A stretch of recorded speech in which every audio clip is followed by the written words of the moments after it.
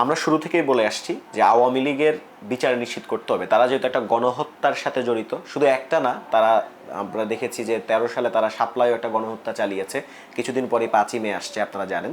তো এরপরে কিন্তু তারা এই যে আগ্রাসন বিরোধী যে আন্দোলন, সেখানেও কিন্তু তারা এক ধরনের নির্যাতন, নিপীড়ন এবং খুন করেছে। অসংখ্য মানুষকে গুম খুনের সাথে জড়িত এই দলটি কোনোভাবে কোনো রাজনৈতিক দল হতে পারে না, এটি একটি মাফিয়া এবং খুনি গোষ্ঠী। সুতরাং এই জায়গা থেকে অবশ্যই আওয়ামী লীগের ট্রায়াল নিশ্চিত করতে হবে। আর আওয়ামী লীগের ট্রায়ালের আগে, বিচারের আগে তার যত ধরনের রাজনৈতিক কার্যক্রম সে পরিচালনা করবে সেগুলোকে নিষিদ্ধ ঘোষণা করতে হবে আইন করে। তো এই জায়গা থেকে আওয়ামী লীগের যতগুলো এরকম মিছিল হবে সেগুলোকে এখন দায়িত্ব স্বরাষ্ট্র মন্ত্রণালয়ের, সেগুলো প্রত্যেকটিকে চিহ্নিত করা, কারা কারা এর সাথে জড়িত। যদি ইভেন স্বরাষ্ট্র মন্ত্রণালয়ের অধীন পুলিশেরও যদি কেউ এর সাথে জড়িত থাকে, তবে অবশ্যই তাকে বিচারের আওতায় আনতে হবে, কঠোর হস্তে এটা দমন করতে হবে। আওয়ামী লীগকে বাংলাদেশের মাটিতে রাজনৈতিকভাবে এখন যে কার্যক্রম তারা পরিচালনা করছে সেটি আর করতে দেওয়া হবে না, তাকে অবশ্যই প্রথমে বিচারের মুখোমুখি করতে হবে। তো এই জায়গা থেকে যদি আমি বলি যে আমরা অনেকগুলো কর্মসূচি ইতিমধ্যে দিয়েছি আওয়ামী লীগের বিচারের দাবিতে। সেদিনের যে সাধারণ সভা, সেই সাধারণ সভায়ও আওয়ামী লীগের বিচার, সংস্কার এবং গণপরিষদ নির্বাচনের দাবিতে আমাদের এই চলতি মাসটাতে আমাদের প্রত্যেকটি জেলায় আমরা সভা সমাবেশ করার আমাদের এক ধরনের পরিকল্পনা আছে। সেটি আমরা অবশ্যই আমরা সবাইকে জানিয়ে দেবো কখন আমরা সেটা করতে পারি। আইন শৃঙ্খলা বাহিনীর জায়গা থেকে তাদেরকে আরও তৎপর হতে হবে। তাদের যে তৎপরতা সেটি খুব একটা দৃশ্যমান না। আবার বিচারের কার্যক্রমের ক্ষেত্রেও আমরা বারবার বলছি যে আমাদের যে আইসিটি আছে, আইসিটিকে অবশ্যই প্রত্যেক দিন তার আপডেট দিতে হবে, সে কী কাজ করছে। প্রত্যেক দিন জানাতে হবে কোন আসামির বিরুদ্ধে তারা পরোয়ানা জারি করেছে, কোন আসামি গ্রেপ্তার হয়েছে।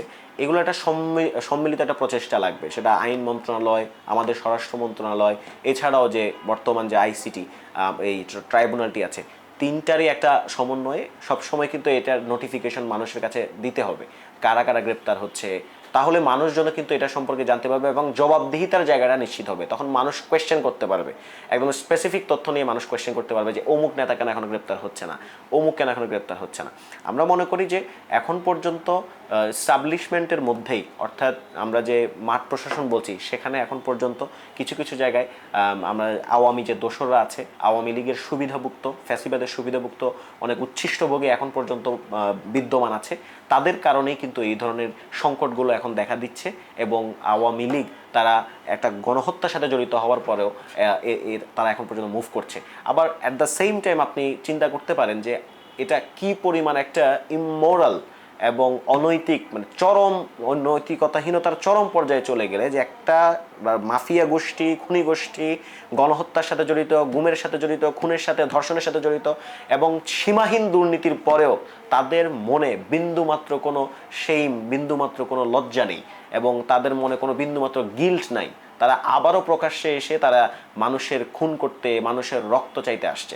তো ফলে এই মাফিয়া এবং খুনি গোষ্ঠীকে শুধুমাত্র ফৌজদারি বিচার দিয়ে না, তাকে সামগ্রিকভাবে কালচারালি, ইন্টেলেকচুয়ালি, সোশ্যালি সব জায়গা থেকে বয়কট করতে হবে। তাহলে আমরা একটা নতুন বাংলাদেশ করতে পারবো। দুর্নীতিবাজ ব্যক্তি কোনোভাবে যদি এনসিপি সংশ্লিষ্ট হয়, আমাদের দলে সংশ্লিষ্ট হয়, তবে অবশ্যই আমরা তার বিরুদ্ধে কঠোর থেকে কঠোরতম ব্যবস্থা গ্রহণ করব সাংগঠনিক বিচারে, এমনকি প্রয়োজনে আইন শৃঙ্খলা বাহিনীকে আমরা সর্বাত্মক সহযোগিতা করব তার বিরুদ্ধে ব্যবস্থা নিতে।